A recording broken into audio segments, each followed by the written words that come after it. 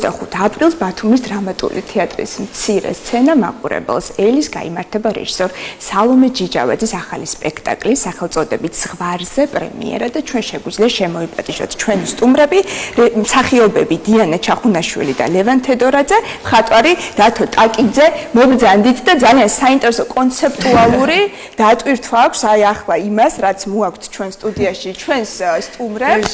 ეს არის ტორტი და ჩვენ ხედავთ რეჟისორ სალომე ჯიჯავაძეს მის ფოტოს. სალომე ყოველთვის თავს არიდებს ხოლმე ჩვენთან სტუმრობას და კი ბატონო და ძალიან გვაინტერესებს მისი გაცნობა მასთან საუბარი, იმიტომ რომ არაერთხელ გავოცა ბათუმელი მაყურებელი დაგვაფიქრა არაერთ საკითხზე მისმა სპექტაკლებმა და არასდროს გვესტუმრა და ეს არის ერთგვარი ჟესტი, ესე ხელს ვუქნებთ ამით სალომეს და შემდეგ ჯერზე ველით. შეიძლება კითხვაზე პასუხის გაქვს ეს. შეიძლება ვნახოთ, კი, ეს მე ახლო დანაც ვანახოთ, ძალიან სასაცილოა და თავის დატვირთვა აქვს ამ ყველაფერს. ერთგვარი გამოწვევა, რომ გამოვიწვიეთ, კი. მეგობრებო, მოკლედ ჩვენ ახლა პოსტერი როცა ვნახეთ და მაყურებელიც იხილავს, წარმოდგენა შეგვექმნა, რომ ეს არის მეტაფორულ ალეგორიული სპექტაკლი. ზღვარზე ეს სახელწოდებაც საინტერესოა. რის ზღვარზე უნდა დავდგეთ? რა არის მთავარი შეტყობინება, რომელსაც გვიგზავნის რეჟისორი? დიანა, მოდი თქვენგან დავიწყოთ. მოგესალმებით. მოკლედ რეჟისორი არ ყავს, მაგრამ მაინც მე მიწევს გახმოვანება.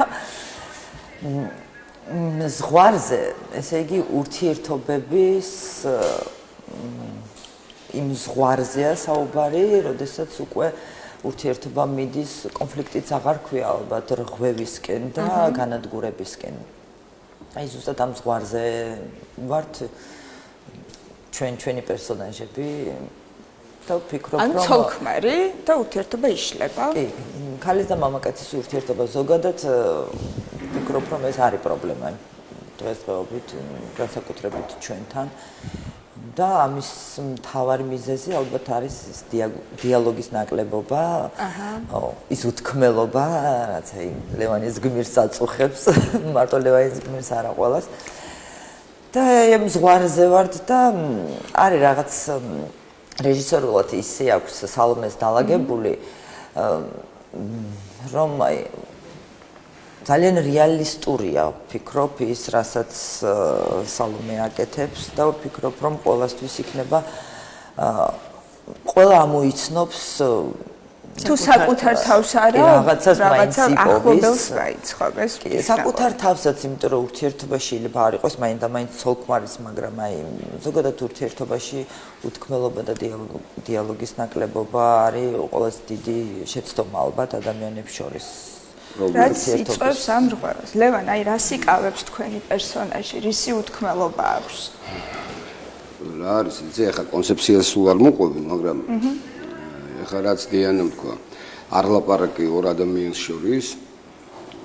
მე რა თქმა უნდა, როგორც ხდება იქ მესამე პირი ერევა, იქ მეზობელი იქ ვიღაცა და ამზაფრებს არაფრიდან იწყება ყველაფერი რა. გასაგებია. ჩემი პერსონაჟი ყავს რა, ეს უთქმელობა მაინც ტრაგედიაა, ამათი ურთიერთობა ბავშვის გარდაცვალება იყო თავიდან და გაგრძელდა და 25 წელი შეინარჩუნეს ერთმანეთი და რამ შეანარჩუნებინათ ერთმანეთი. ეგ საკითხავიცაა და სიურპრიზიცაა სპექტაკლში ნახავთ. გასაგებია.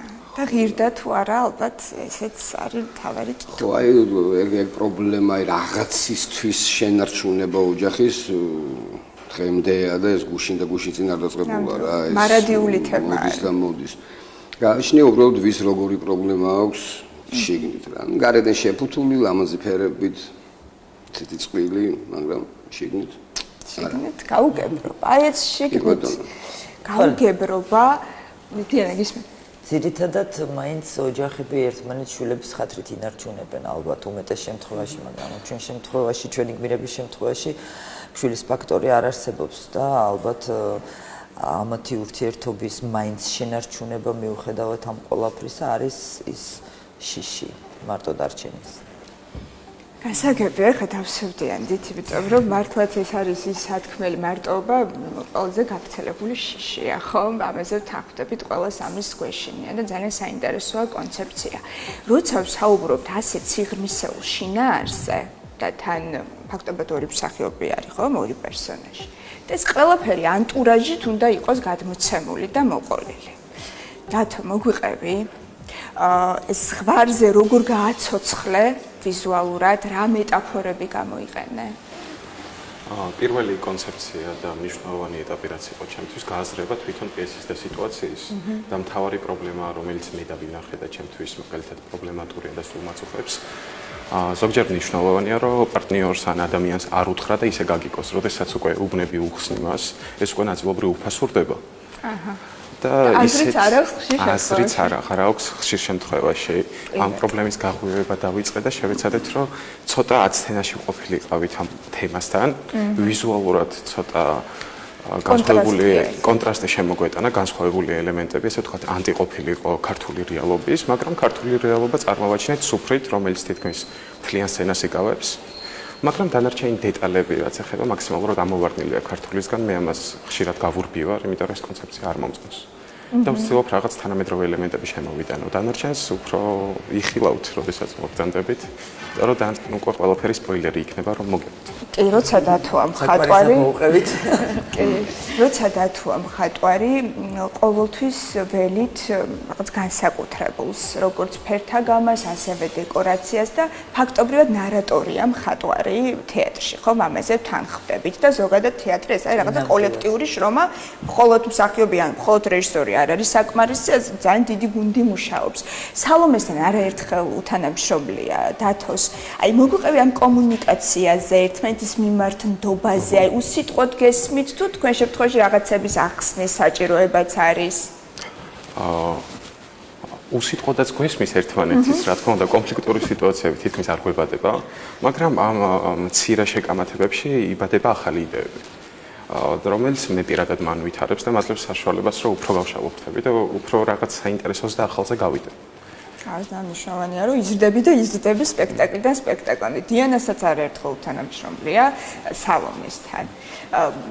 მუზა ხარ ფაქტობრივად შეგვიძლია ვთქვათ, ხო? დიახ. მოგვიყევი აი ამ თანამშრომლობაზე. პირველად სალომესთან მუშაობა მომიწია 300-ზე და ისეთ ბედნიერი ვარ, რომ ხელმეორედ მომიწია მასთან მუშაობა. ძალიან გავიზარდე, მიუხედავად იმისა, რომ ახლა პატარა სტაჟი არა მაქვს თქვათ თეატრში მოღვაწეობის, ძალიან გავიზარდე სალომესთან მუშაობის პროცესში, იმიტომ რომ რაც ძალიან მომწონს, რომ მაქსიმალურად ცდილობს გამოწვევოს არტისტი და მისთვის მთავარი არის მსახიობის სცენაზე და აი იმპროვიზაციის საშუალებას გიტოვებთ სალომე? იმიტომ არიან რეჟისორები, რომლებიც ეს მიანდობენ ხოლმე სცენას, მსახიობს და შეგიძლია რაც გინდა ისე მოირგო. არიან ისეთები, რომლებიც კონკრეტულ ესე საზღვრებს აწესებენ, აი მე რომ მინდა ასე. აი სალომეს შემთხვევაში როგორ არის? წინასწარ ვაფრთხილეთ იმპროვიზაცია. ეს კამერა. ზუსტად მაგიტომ მომწონს სალომესთან მუშაობა, რომ აი არ გზღუდავს ის მე ნებისმიერ რეჟისორთან შეუძლია არტისტს ითამაშოს და იმუშაოს, მაგრამ როცა რაღაც გასაქანს გაძლევს თავისუფლებას და შენსაც გიტოვებს, ოღონდ სწორი ხაზით უნდა წახვიდე. იმ მონახას რო ააწყობს, როგორც აქვს ჩაფიქრებული, მერე უკვე გიშვებს, როგორც მოგთხოვს, აი ძალიან ბევრ გასაქანს. იმიტომ რომ უკვე ნაკადზე დაგაჯინა და მერე უკვე გენტობა. სწორ დროს გიშვებს ხელს, რომ იცის მერე რო აღარ დაიბნები ამ შემთხვევაში. ძალიან კომფორტულია ჩემთვის პირადად, სხვის მაგურად ვერ ვისაუბრებ, მაგრამ ჩემთვის პირადად ძალიან კომფორტულია მასთან მუშაობა. ძალიან ყოფილი ვარ და ვფიქრობ, რომ ძალიან სწორი არჩევანი გააკეთა ბატონმა ნუკრიმ, რომ სალომე მოგვიყვანა და უკვე ჩვენს თეატრში მესამე სპექტაკლი გამოცხება სულ მალე ტორტივით. მაინტერესებს ვერ ვიტყვი რომ ყველა ეთერი ჩემს შემთხვევაში ამ წლების განმავლობაში იყო გარდამტეხი, ხო? არის დღეები, როდესაც უბრალოდ საქმეს აკეთებ. და ალბათ მსახიობების შემთხვევაშიც ასე არის, რომ ყველა პერსონაჟი და ყველა პიესა გრანდიოზულ გარდატეხას ვერ მოახდეს მასში, როგორც ინდივიდი, ეს არის საქმე, შედიხარ როლში, ხო? რაღაცა შეასრულე. აი, რო არ არის მარტივად ეგ მომიყევით მე. ეგ არის როც ახლა. ის პერსონაჟი გაიხსენეთ, რომელიც მოირგეთ, შეასრულეთ და აი როლი შეასრულეთ, გამოხვედით კულისებში და მიხვდით, რომ რაღაცა თქვად ლევანს ვეღარ უბრუნდებით თითქოს და მოხდა გადაწყვეტა. არის ესეთი რაღაცას, მაგრამ იცით რა, აი ჩვენ სამსახურში არ მივდივართ. და აქედან დავიწყოთ შენ რა, იმიტომ რომ თეატრის სხვა სპეციფიკა, ანუ ჩვენი ცხოვრობთ. და როგორც ასეთი რომ აი მაგალითად მოგსა რეჟისორმა ამოცანა და ისი რა ვალის მოხდის მიზნით შეიასრულოს ცუდი მსახიობი ხარ ესე იგი რა. თუმცა ესეც ხო ხდება ხოლმე. არ მგონია რა. მსახიობი რომელიც მაგას ფიქრობს რომ ვიცი და დამაკავა და მოდი რა რაცა ვიზამ და ისო უკვე იკარგება ყველაფერი რა მანდ. მე რა თქვენი ინდივიდი ამასობაში არ იკარგება ამდენ პერსონაჟში თუ ბოლომდე გარდაისახება. არა, იცი რა, მაგია ზუსტად, აბა რა, მსახიობის პროფესია, რომ როგორ შექმნი პერსონაჟს, ვისამს გავსე, ვისემ გვანები და ნუ ყოფილა შემთხვევები ბევრი რომ ჩარჩენილა, მაგრამ ისუსაც არის დაწესებულება რომ გამოგიყვანო უკან. დათოს მინდა ვკითხო. ზოგადად როგორი არის ტენდენცია თეატრის მხატვრობაში? ახალი ტალღის წარმომადგენელი ხარ ხო და ვიცი რომ ზოგადად ესე გლობალურადაც ეცნობი ინფორმაციას ევროპაში, ამერიკაში როგორი არის ტენდენცია. აი გოგი მიქელაძესთან ინტერვიუ მქონდა რამდენიმე დღის წინ, გადაცემა თეთრ კვადრატში გავიდა ეს ინტერვიუ, ბატონი გოგი არის თეატრის და კინოს ლეგენდარული საკულტო მხატვარი და მითხრა ასეთი რამ რომ აი ადრე იყო უფრო მეტი გროტესკი თეატრში, ეს ჩვენ მოგწონდა მხატვრებს, იმიტომ ფანტაზიას ვათავისუფლებდით. აი ახლა კი თითქოს უფრო მინიმალისტური გახდა შესრულების მანერაც, პიესებით და ჩვენც რაღაცა შევიზღუდეთ მხატვრები. მოგვიყევი აბა. როგორია ეს თანამედროვე ტენდენცია, რამდენ კომფორტული თქვენთვის? პირველი რაც მინდა ვთქვა, რომ როდესაც მუშაობ რაიმე პროდუქტზე და ხარ შეზღუდული დროში, იქ ნაწილობრივ ეს შემოქმედებითი პროცესი იკარგება და ცდილობ რომ უფრო ტექნიკურად იმუშაო, მაგრამ მაინც ყოველთვის ცდილობ რაღაც განსხვავებული და საინტერესო შექმნა. რაც ეხება თვითონ ვიზუალს, ხშირად რეჟისორზეც ხარ ნაწილობრივ დამოკიდებული და მთავარია რომ მოიფიქრო ისეთი რაღაც, რაც მას მოწონს, მაგრამ რაც ამდენად ჩემს უნდა მოგწონდეს. თორე შემდეგ უკვე ისეთი უთანხმოება ხდება, რომ ყოფილი არც ერთი არ არის. და თანამედროვე ტენდენციებზე მე პირადად ვარ ასკეტი. ცდილობ ყველაფერი მინიმალური იყოს. ჩემთვის არ აქვს მნიშვნელობა დეტალ სცენაზე, რომელიც დაახლოებით 10 მეტრიდან არ ჩანს. იმიტომ რომ ის არ იკითხება. მთავარია ყველაფერს უნდა კონდეს კონცეპტუალური დატვირთვა. მთავარია ჯამური კომპოზიცია იკითხებოდეს. შეხედვას ამ დროს. პირადად ჩემთვის მაყურებელი დიდად საინტერესო არ არის. ყოველთვის ვცდილობ, რომ რისი თქმაც მინდა ის ნამუშევრით ვთქვა. და ის დამატებითი შეფასებები უკვე დასრულებული საქმის ნაწილია. აი ამ დამატებით შეფასებებზე მინდა გკითხო. დამხელა შრომა კოლექტიური, როლში შესული მსახიობები, მხატვრები, რომლებიც დაიხარჯნენ და უცებ რომელიღაცა თეატრის კრიტიკოსმა შეიძლება დაწეროს ნეგატიური შეფასება. ზოგადად ეს თეატრის კრიტიკის კულტურა მაინტერესებს, იმიტომ რომ ეხლა ჩვენ არ ვართ ესე კომპეტენტურად ამ საკითხში ჩახედული. თქვენ უკეთ იცით, კითხულობთ თუ არა ხშირად, რამდენად კომპეტენტური კრიტიკა იწერება, ეს არის კრიტიკა კონსტრუქციული თუ დესტრუქციული, აი მოგვიყევიდიან აბა. კრიტიკა აუცილებელია. ვფიქრობ, რომ პირიქით კარგებდა კრიტიკის ფონზე ხვდები ალბათ შეცდომებს თუ კი რამე შეგეშალა, მაგრამ კრიტიკა რა თქმა უნდა იყოს ჯანსაღი. ხშირად არის ხოლმე რაღაცნაირი მიკერძოებულია ეს კრიტიკაც და ქებაც და თუ ამას ავწდებით, რა თქმა უნდა მისაღებია კრიტიკა და მე პირადად ისეთ კრიტიკას არ წავწყვდები ვარ ჩემთან მიმართებაში, რომ რაღაც კი მქონია რაღაცა შეიძლება ესეთი გული მეტკინა, მაგრამ თუ სწორია ეს კრიტიკა და თუ შენ გაგუნარის სწორად შეაფასო ის, რასაც კრიტიკოსები შენზე დაწერენ ან იმ სპექტაკლზე, სადაც ითამაშე, ვფიქრობ, რომ პირიქით გეხმარება როგორც მსახიობს, ისევე რეჟისორს და ხო, ეს ეფექტი მეორეჯერ ეცდები, რომ კრიტიკის ქვეშ აღარ მოყვე და გამოასწორო რაღაცეები. ამიტომ ჯანსაღი კრიტიკა პირიქით აუცილებელია. მე ვიტყოდი, რომ შეიძლება მნიშვნელოვანი არ იყოს, მაგრამ ყოველთვის საინტერესოა და უფრო მეტ საშუალებას გაძლევს, რომ გადახედო ამ ყველაფერს სხვადასხვა რაკურსიდან. კი, სხვა თვალით განყენებულად შეხედო შენივე შრომას. ლევან, თქვენ შემთხვევაში? ჩემს შემთხვევაში თითქოს გავავლევ, სადაც ნახავ ჩემს მარტო იყოს. ხო, იმას უცებ ამოვიგებ და დავამთავრე. აი, იმიტომ რომ რა, მე მგონია, რომ აი თეატროსოდნეების საქმე არის სპექტაკლის პიარი რა. არის მომენტი, როცა ძალიან კარგ სპექტაკლს შეუძლია ისე გადაუარო. თუმცა ესეც პიარია, თუ პირიქით არა, ესეც პიარი, მე მგონია რომ ეს პიარია. თეებსოდნები როცა წერენ ეს სპექტაკლი არ ვარ გადა არ ნახოთ და რაღაც პირიქითაა ესე. ავედით ნახოთ ახლა. ხო, ნახოთ და ასე შემდეგ. და არჩენი ნუ კრიტიკა რა მაგათი საქმეა რა თქმა უნდა დაწერონ. მაგრამ მე მაინც კონკრეტულად შემსახელს ვეძებდა რა. ძალიან მარტივად. რაოდენობაც ცოტა არის თეატრის კრიტიკოსების ამდენად ისე ჩამოსათვლელი მახსენდება ისევე როგორც კინოკრიტიკოსები არ არის. ბევრნი არიან უბრალოდ ისე ჩამოსათვლელი. არის ავტორიტეტი, შეგვიძლია ესე ვთქვათ. მცირე სცენაზე გაიმართება სპექტაკლი. ეს მცირე სცენა ბოლო დროს ძალიან აქტუალურია, ეს ინტიმურობა მაყურებელთან.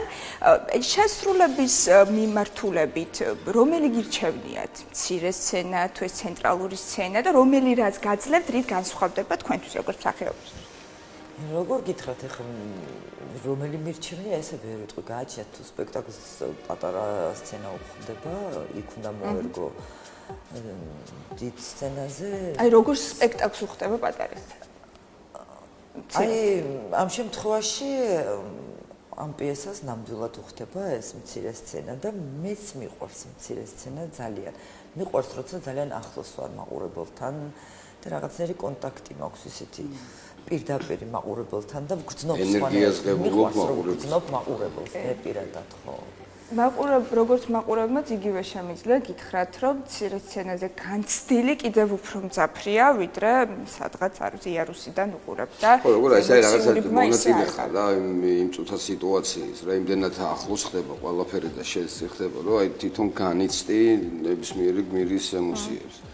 და აი ის სცენაზე მაგალითად ცოტა ისეთი რა აი ამ სპექტაკლს მაგალითად ეხლა რაც უნდა ვითამაშოთ ზღვარზე აი ის სცენას უბრალოდ არ მოუხდება ამიტომ იმიტომ რომ რაღაცა დაკარგული სივრცეა რა რაოდენობას ბევრ რამეს ნიშნავს თორე ისე როგორც ასეთი მსახიობისთვის განსხვავება დიდი და პატარა სცენის მნიშვნელობა არ აქვს და უფრო რთულია ის აზრით გაუფანტოთ მაყურებელს რომ რადგან მცირე სცენაზეა სპექტაკლი არნიშნავს რომ ნაკლებად მნიშვნელოვანი ნაკლებად კონცეპტუალური იქნება და ეს ამ სახის წარმოდგენებიც არ უნდა გქონდეს რა თქმა უნდა და დათო რომ ხატვის თვალთახედვითაც მითხარი იმიტომ რომ ესე დიდ სცენაზეც დადგმული სპექტაკლების ხატვარიც ყოფილხარ მცირე სცენის სად უფრო იხსნები სად უფრო კომფორტულად ხარ როგორ გითხრათ მე ვფიქრობ თვითონ სივრცეს დიდი მნიშვნელობა არ აქვს რა თქმა უნდა ეს სპექტაკლი რო სხვა სცენაზე ყოფილიყო სხვანაირ სცენოგრაფიას შევქმნიდით და სულ სხვა ვიზუალი იქნებოდა მაგრამ ესე რა ვერ გეტყვით დათოს უყურს როცა თავისუფალი გასაქანი აქვს და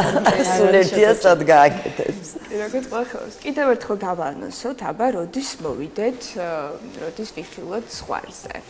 25, 26, 27 აპრილი 7 საათზე მცირე სცენაზე გვაქვს პრემიერა ზღვარზე. სალომე ჯიჯავაძის რეჟისურით და აქვე მინდა აღვნიშნო რომ გუგამ გელაძის დრამატურგი არის ბათუმელი ახალგაზრდა, საკმაოდ საინტერესო და კარგი ადამიანი გუგამ გელაძე და სხვათა შორის ამ პიესას აღებული აქვს მაჩაბლის პრემია. და პირველად ხდება ამის გადმოტანა სცენაზე მოკლედ და ძალიან ბევრი სიურპრიზი, საინტერესო ემოციები გველის. ძალიან დიდი მადლობა რომ იყავით ჩვენთან ერთად, ხშირად გელით, ახალი ამბებით და სალომე ჯიჯავაძეს მოვითხოვთ სტუდიაში სალომე ჯიჯავაძე ეხლა დავჭრა. მე სტუდიაში მოვითხოვ. დღეს სალომე შეგიძლიათ შეჭამოთ და სხვა დროს თვითონ მოვა. მადლობა დიმეტრი, გემშვიდობებით. მადლობა თქვენ, გაიმართებები.